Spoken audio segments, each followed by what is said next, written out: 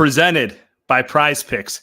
$100 match on your first deposit with the promo code Welcome to Light Years. Andy Lou, emergency edition. This is the episode the people have been waiting for. Not Paul George, not Lauri Markkanen. Schedule release day. The biggest day of the year.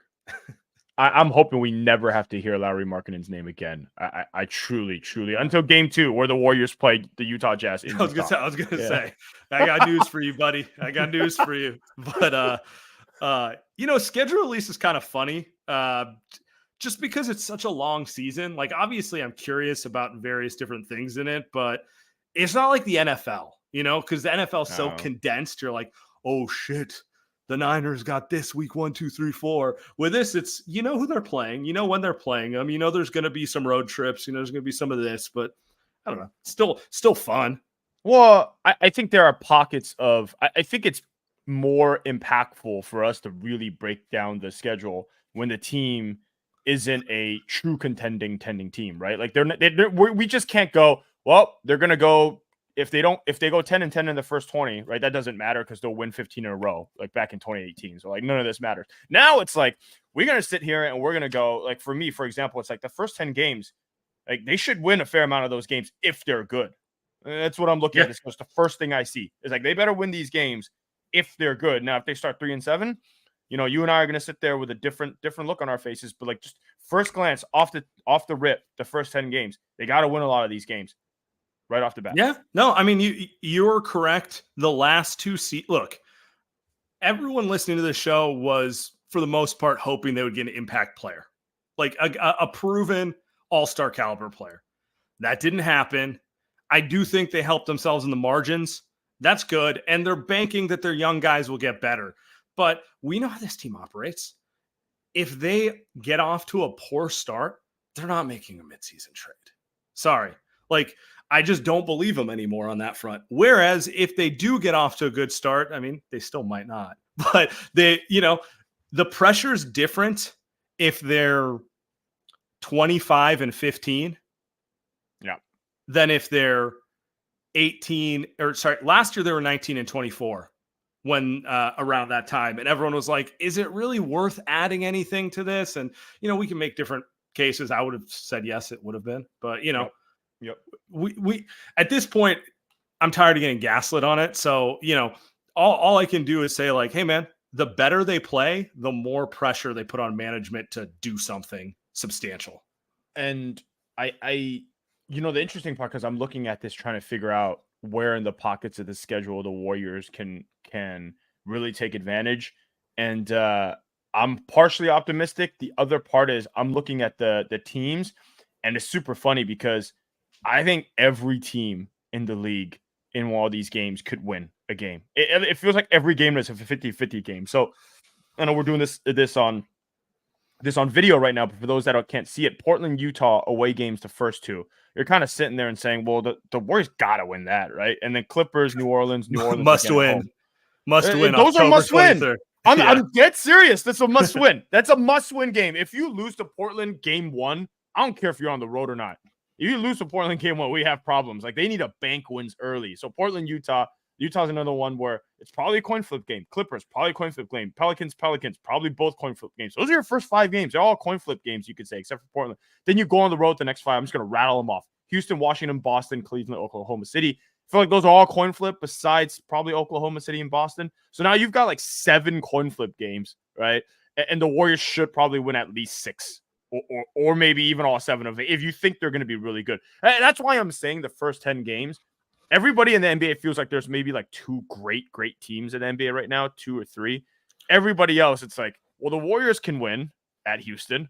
The Warriors could probably lose at Houston. The Warriors could win at home against the Pelicans. They could also lose at home against the Pelicans twice. I mean, right? There's so much you're right. There's so much variance with the Warriors. Like, are we going to get locked in Draymond Green from day one? Are we going to get locked in Wiggins from day one?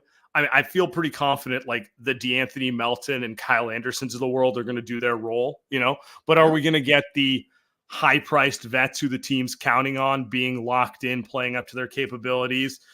Do the young guys take a step? Like, there's like 2 versions of the Warriors. I mean, you can blame last season on a lot of things, but a substantial portion of it was Draymond not showing up for the first half of the season in a meaningful way. And Wiggins also not showing up for the vast majority of the season in a meaningful way. I can understand some of the management trepidation around the team when two of your quote unquote vets who matter aren't locked in a meaningful way. So yeah, I kind of agree with you. $50+ million. Those guys, did they win? They win a lot of those 50-50 games. You remember those games that they would lose, those close ones, right? Like Sacramento pops into my head. Oklahoma City a couple times pops into my head, right? Like Minnesota, those are games this season. Minnesota, Minnesota. Home games against good teams, but home games that they were absolutely in it and had the lead at certain points in the fourth quarter. So they're not bad. Like it wasn't like going to Boston where it got blown out in the first quarter, right? Yeah. So yeah, I mean, as funny as it is, like they could always make a move before training camp. It does appear like this is going to be a weird off season where a lot of movement happens like late September, but I'm kind of operating. So? Yeah, because there's late September. What's late September? That's when camp starts. So I'm saying how like in baseball, there's a bunch of movement right before spring training starts because it's a bunch of like hardball posturing on contracts, right? Oh. I feel like we're having that with trades, like the Ingrams of the world, the Kuzmas of the world, the Middleton, like the Jeremy Grant. These are, I'm not saying the Warriors will get any of these guys, but like it's not a secret that their teams are trying to trade them. And they probably didn't trade them in the early summer because the offers weren't there. I'm just saying who knows? Like, I wouldn't be surprised if a bunch of movement happened right before camp started, the same way like how Damian Lillard didn't get traded until right before camp started. And you get what I'm saying? Yeah, the interesting about that to me is I do think the true impact that guy that will change the fortunes of this Warriors team looking at the schedule right now isn't out there, which is why I do think like how many road games they play, dude. They play 7 road games out of their first 10 games. They play 7 road games, 3 home games, only 2 national TV games, by the way. A little surprising. And I'm almost expecting them to win at least 6 of those games. Like at least 6. 7-3, you've got my ears perked up, right? I'm locked into the Warriors. They're going to make a run. They're going to make a move. 7-3, and I could see 7-3. I'm not like trying to be optimistic. It feels like the Warriors.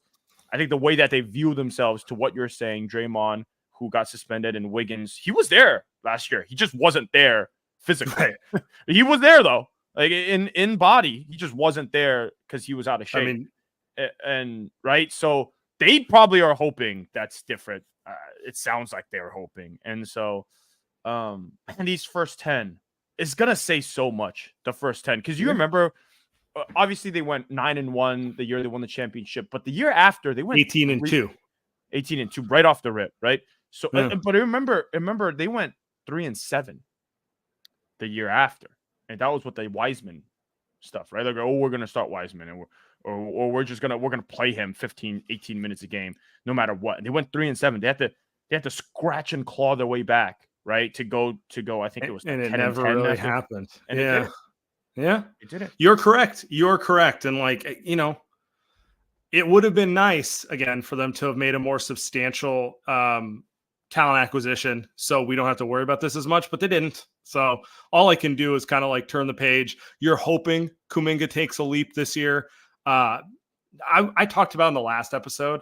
I'm curious your thoughts. All right. Let's just talk on the offensive side. Last year, Kuminga averaged 16 points, 5 rebounds, 2 assists in 27 minutes. If you break it down, he's really more like 18 to 19 points per game once he kind of like was getting those consistent minutes every day. What would you, and I'm just going to put it up here so you could see, the thing that's most attractive about his game is this 53% from the field, 58% on twos. Like when he committed to getting downhill, like that's value. He was finishing inside like no one else on the team. Anyway, my point is clearly he's going to be burdened with carrying more of the scoring load this year. what would you consider a meaningful step for him offensively? Well, I think the biggest one. Do they have minutes here? Oh, 26 minutes. Gotcha, right there. So he went from 17 minutes his rookie year to 21 minutes his sophomore year, which probably too low of a jump, and I don't think that was his fault. And then pretty big jump to 26 minutes. There was a lot of yo-yoing in there in year two, but yeah.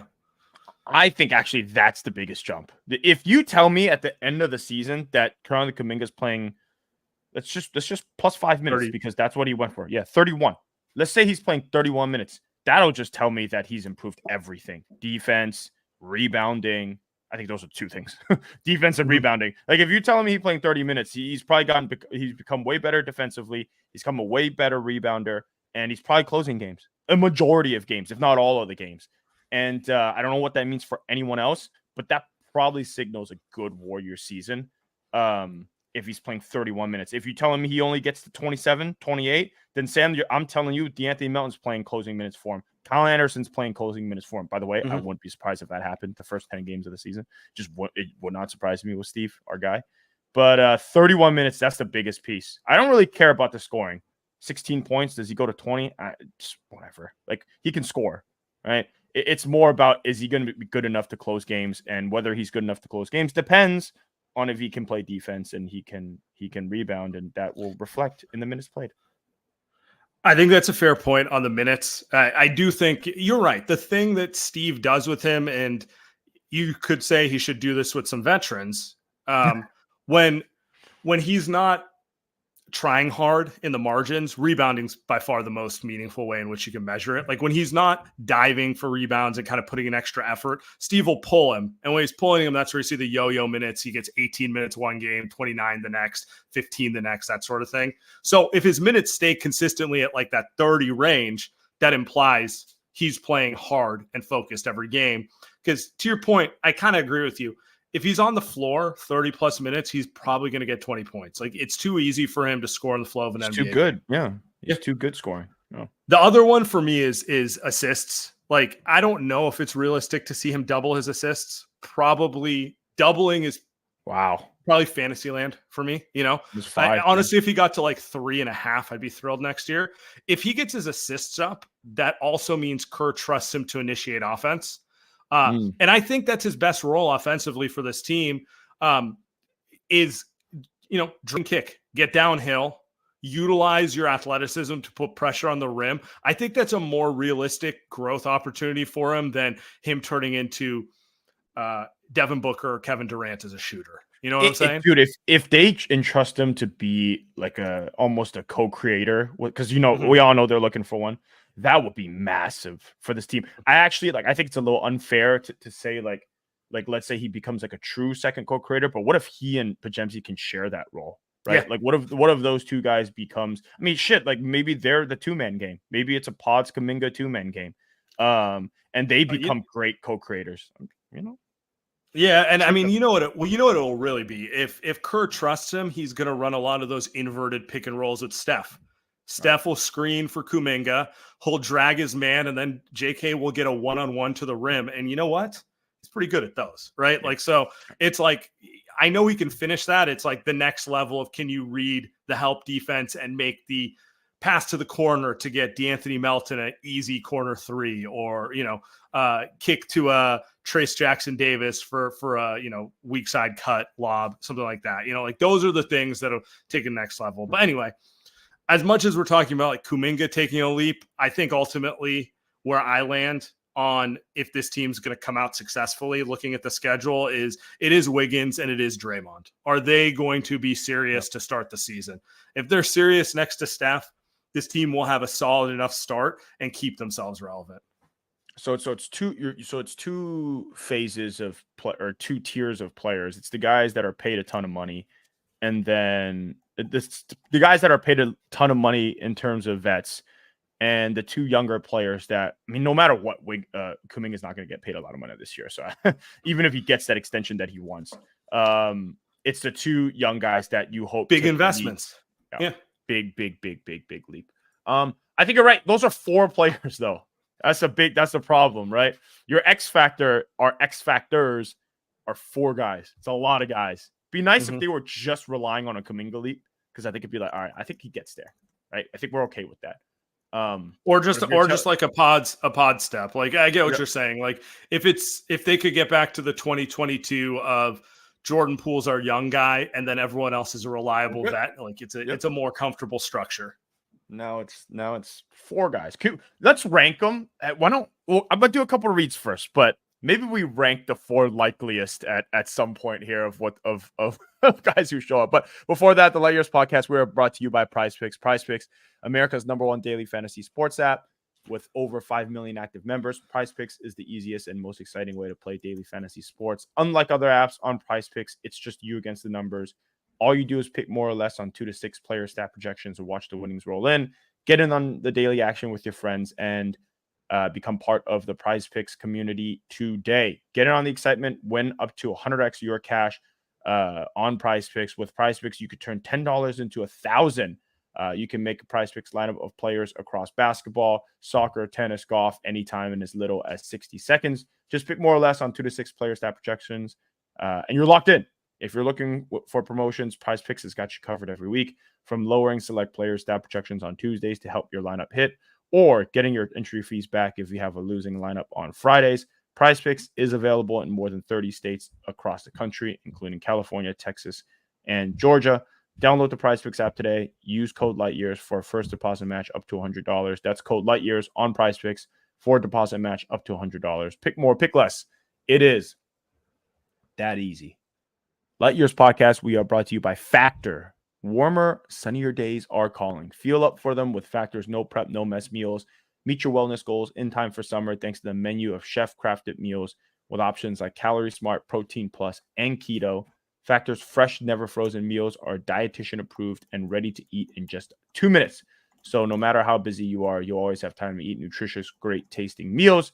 With 35 different meals and more than 60 add-ons to choose from every week, you'll always have new flavors to explore. Crush your wellness goals this month with dietitian meals and ingredients you can trust. Make your day delicious from breakfast to dessert. Stay fueled with easy, nutritious options. Enjoy effortless support for your lifestyle. Choose from 6 menu preferences to help you manage calories, maximize protein intake, avoid meat, or simply eat well balanced. Head to factormeals.com/lightyears50 and use code lightyears50 to get 50% off your first box, plus 20% off your next month. That's code lightyears50 at factormeals.com/lightyears50 to get 50% off your first box, plus 20% off your next month while your subscription is active. Exclusive offer for podcast listeners. Okay, let's get into it.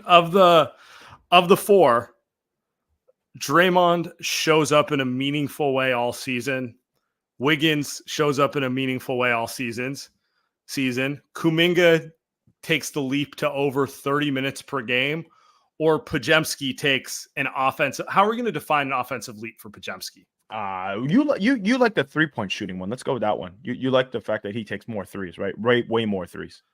Yeah, I'm gonna say last year he averaged 9-ish points per game. He was more of a glue guy, and he only took 3.2 threes per game. He hit them at a high percentage, but if you watch the games, you could see he was timid shooting the 3, etc. Right?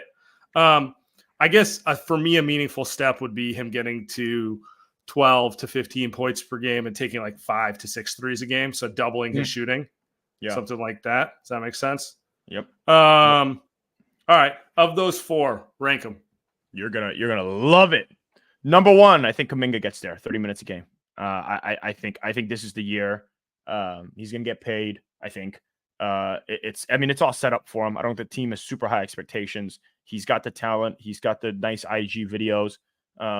The team may not be amazing. I'm not saying the team is going to be amazing, but I think he makes the leap to be like, hey, he should be starting, closing, and a co-creator. I think it's number 1. I think it's actually pretty easy. Number 2 is Podziemski. I actually think Podziemski gets there pretty easily too. Just to what you're saying, the scoring, he looks so good in summer league, dude. Like it's just none of that stuff surprises me.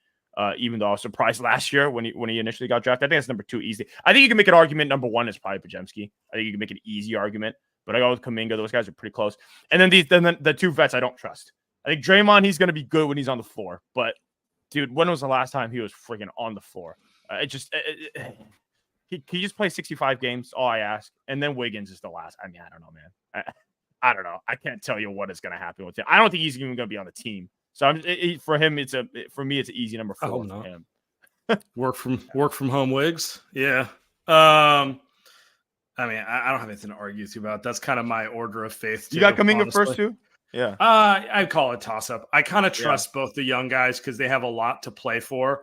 I'd like to think Draymond is embarrassed about how last year went, but I've heard the summer podcast tour, so I'm not convinced. Nope. And I just don't have faith in Wiggins. And honestly, I also wouldn't be surprised if he ended up getting traded. It does seem like they want to move him more than anyone. Yep. And if they do, I don't actually know if they're going to be a better team. I just think that we might enter a season where they're a more serious team, less distractions, you know? Yep. So I actually agree. Like they trade him, I actually think it's pretty harmful. It's a theory of not having him. It's like, well, because they're not going to get anything. They're not. It's like, who are you going to get? Bobby Portis, baby. Bobby Portis. Yeah. Him. Yeah. Bobby Portis. Tough dude can shoot. The dude is a shooter. Steph will love getting looked off by Bobby. Oh boy. Okay, let's get back to schedule a little bit. We didn't really talk about this, but Warriors second most national TV games, even though I think every preseason ranking will have them in the play-in. Like the projection for them is going to be the play-in, right? Like they're not a contender as presently constructed. They're kind of in transition, and you're kind of hoping a couple things fall into line to surprise you. You surprised? I am not surprised. It was funny is that 20 minutes ago I said they only had 2 national TV games. They backloaded them. They do that every year, right? They backloaded the Warriors, knowing that they're probably gonna be fighting to be in playoff contention. Look, man, is it good for the NBA? Concern troll question that the Lakers and Warriors are like 8-seat teams and they have the most. You don't care. They don't have. I mean, it tells me the NBA doesn't have shit to sell. They don't have. They have all they got is LeBron and Steph. Obviously, Celtics and Knicks are big brands, and Celtics did win the title.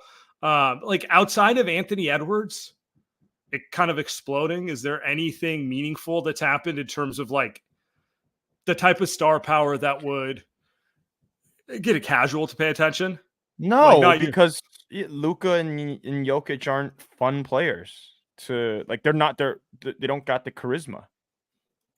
Yeah. Where are they going to find that? Anthony Edwards, right? But Anthony Edwards not as good as those guys. But Ant's a star, and his team is on the rise, and we'll see where he lands. Like I could see him taking a huge leap and becoming the face of the NBA, or I could see the opposite, where it just never happens. But like people know who he is, and they're kind of interested. They want to see how the story goes, right? Like you're kind of like, oh, is he the next guy? Maybe not. Well, you're not sure. I think Jason Tatum is the one that's the NBA, and that's just a perfect one, and it's never going to work out because Jason Tatum is not good enough. He's not fun enough, but it's so perfect. He's on the Boston Celtics. Just won a championship. He's 25. He's gonna be around forever, and he's gonna be so solid forever. But right, he just doesn't have the. Yeah, he's not Kevin Durant. He's not Kevin Durant. He's not LeBron James. He's a tier below those guys. He's a hell of a player, but like, he's not a face of the league guy. He's not a. Do you stop your television when Jason Tatum's playing? You might stop it because the Celtics. Yeah. You stop it because the Celtics are just a fucking good team, you know. But like, I mean, you stopped your television to watch what KD and Russ were doing in the early OKC days because it was like, who are these dudes, right? You obviously stop your television anytime Steph's around. Like, you know what a star feels like. Anthony Edwards, I will watch the Wolves. I will stop and be like, I want to see what he does, you know? Then I'll watch Rudy Gobert and be like, I don't need to see this. But, like it does, it is what it is. The Warriors are going to be at the top of this list until number 30 retires. I don't know what else to tell anyone. I mean, there's still going to be a great, fun team to watch. That's the thing. Like, no matter what happens, we saw it in the Olympics. Just put Kuminga in the LeBron role. There's no difference. I mean, come on. Let's set a pick and just pop. No difference. I would just like to see some of the national media shows talk about Steph the way they talk about the Lakers wasting LeBron. Like, I'd love to hear ESPN actually discuss how, like, are the Warriors wasting Steph's final years, But no, we get the opposite. Every day we get an article about how they tried. Yeah. Yeah, it's a lot of spam, a lot of Warrior spam. I don't think I need repurposed articles about the Warriors and how they feel like their team is a top 5 team. Ugh, Sam, yeah. I don't need it. I think we've been generally optimistic the last couple of weeks about this team, and I don't need them to tell me that they think the team is going to be great. Obviously, they don't because they've been trying to trade for guys all the last couple of months. So just don't lie to our faces. Yeah. What are we doing? I mean, it doesn't fucking matter what I say. No matter what I say, there'll be some dude in the mentions telling me I'm doom and gloom, pessimism, and there'll be another guy calling me the world's biggest homer that, I'm looking at everything through rose-colored glasses and they suck. So it doesn't matter. Both those guys will comment on whatever I say every time. We love you every time. Blame We me. love you. Hey, by the way, I have one thing on the schedule. I wanted to point out and you say blame me. I know a lot of people, really hardcore Warriors fans, listeners of this show, get on TK, Tim Kawakami's. They get on his ass because they're like, he doesn't slander guys enough, or he doesn't hold Joe Lacob accountable. Have you seen what TK's been doing with the Niners? Have you seen what he's been saying about Parag Mathai and Jed York? Man, like that is, I love him. I love TK. That's all. This guy, he does his job, man. Yeah. I'm giving him the Karl Anthony Towns. TK's the best. He's been on the show. I always appreciate him. He's the best. He's the best. Just because you don't agree with someone's take does not mean they're not good at their job, guys. Yeah. So anyway, it is what it is. Okay, there's a few big games I want to talk about on the schedule here. So first one, Klay coming back way earlier than I expected. I thought they were going to backload this and try to make it dramatic, but the Warriors play the Mavericks, first in-season tournament game, November 12th. That's the 11th game of the season. Wow. Number 11 returns for the 11th game. They should have done it on 11/11. Yeah, that'd be cool. That would have been cool. I don't know if that'd be cool, but that'd definitely be a thing. So, are you surprised? What am I saying? Are you surprised by the schedule makers? Like, what kind of question is that? Do you think how are you going to feel with it being that early in the season? Do you think it's better? Do you think it's better that the Band-Aid gets pulled quick, or would you have liked to have seen it, let's call it January, February? No, I like it earlier. I like it because there's a chance that I think this takes away the chance that Klay's hurt and not playing. Same with Steph, same with Draymond. I think this is good part of the schedule where I think those guys are going to be available. And I think that's what we care about, is that those guys are there. They're on the court. They're playing. They're still fresh. I think if you run the chance of running this game in February, those just like Steph's got an ankle. Draymond got suspended. I mean, Klay's Iron Man, but maybe he's not playing.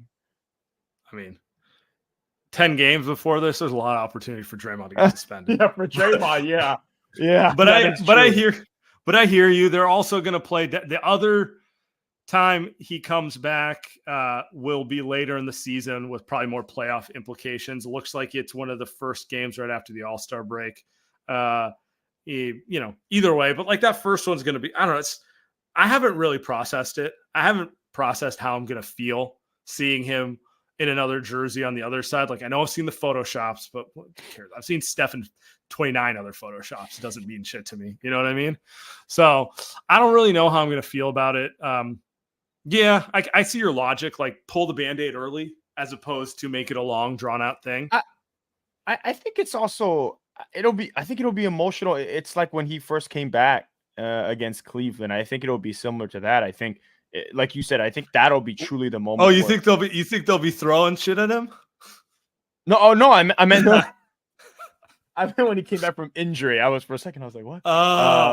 Yes. Wrong Cleveland return. Yeah, no, not 2015 and 16 and 17 where people were saying. I meant when LeBron returned to Cleveland after he left. Throwing the batteries. Yeah. You hear some things about Cleveland. Oh boy. I don't think it'd be that contentious. And then no. I think they're cheering. Yeah. I think it's standing ovation. Yeah. I wonder. I think the first game is going to be kind of like all love. I'm putting my money on the second time that they play that Steph and Draymond go for the kill a little bit there. I think it's going to get a little like chippy at some point. You know, it always gets chippy against dudes you're close with. You're more likely to get chippy, in those situations than you are with, like, who you don't get chippy with? Josh Giddey. It didn't done anything to you. Sorry, I was just looking at the Bulls on the schedule. It popped to mind. By the way, but I don't think Steph's getting chippy with Klay. I think, Draymond and Klay, I can see him getting after it a little bit. You think Klay's doing the dirty screen to Draymond? You think Klay's doing the 4 to Draymond? That'd be. You think Klay will do it back at him, or Dre will do it back at him? Just that'd be pretty funny, actually. It's like WWE. What is this? both teams like 4-7 playing underperforming basketball would be perfect, right? I think the Mavs might be. Everyone's got the Mavs in the top 2. I'm just like, I don't know. Last year was kind of a.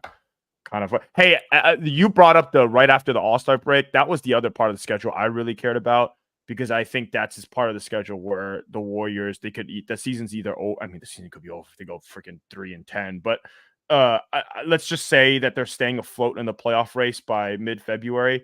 They've got, right after the All-Star break, at Sacramento, Dallas, Charlotte at home, Orlando, Philadelphia, Charlotte, New York, and Brooklyn, and then Detroit. I'm sitting here, I'm saying, like, I mean, that's kind of like, it's not a hard. I mean, a lot of these are away games. It's not a hard schedule. Like, they lose that part of the season. Like, it is probably over. But like, they're gonna sell it to us. You know that. Like, hey, we got a week off, right? We're 2 games over 500 or whatever. Like, we're gonna make our run now. Now's the time to lock in. Now's the time to lock in.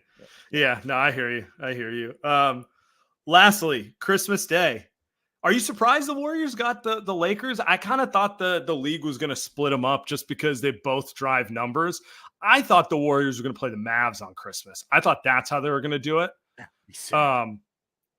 Yeah, but instead we get the geriatric Super Bowl. Yeah, I wonder why they did that. Steph. Yeah, honestly, I don't have a good answer other than like both fan bases will eat it up and it'll draw numbers, but I would have thought that they would have split it up a little more. Maybe they're trying to show off other people a little more. I don't know. Well, no, and that's, the NBA would never do that. I gotta imagine it's Steph and LeBron's last couple seasons playing each other, and they're trying to milk it for all it's worth. If I had to guess, I mean, that actually makes a lot of sense. Is that how many times are we going to get Steph and LeBron playing each other in front of a national audience? Probably never in the postseason. So they're just going to, I bet you that this is the schedule next year. The Warriors are going to play the Lakers next year, next Christmas, same thing. And the Christmas after that, until LeBron retires. Like that's what's going to happen. Yeah, maybe. It makes sense. It makes sense. But lastly, no game on my birthday this year. The Warriors do well, a little more common for you. Happy birthday, Andy. Yeah, belated. Thank you. Yeah, I know. It was this week though. So James Wiseman year, by the way. My brother told me. James Wiseman, first thing I did, woke up yesterday and he said, "Happy birthday, brother. James Wiseman year." I told him, fuck off. I gotta find that picture of you in the number 33 jersey. I know I got it somewhere. But I do get the Wizards the next day, which is perfect. I can be a little hungover watching disgusting Wizards Warriors basketball. Golly. On a Monday afternoon, by the way. This is what we're talking about. This is the game. Correct. This is how we're rocking. This is how we're rocking. Yeah. 11 Washington Wizards, Jordan Poole. Who did they draft? Kuzma. Kuzma might be on the Warriors. Yeah, Alex Sarr, who does not look like he's going to be an impact rookie. I'll put it nicely. Yeah. All right. Appreciate everyone. We'll be back. Rate, subscribe,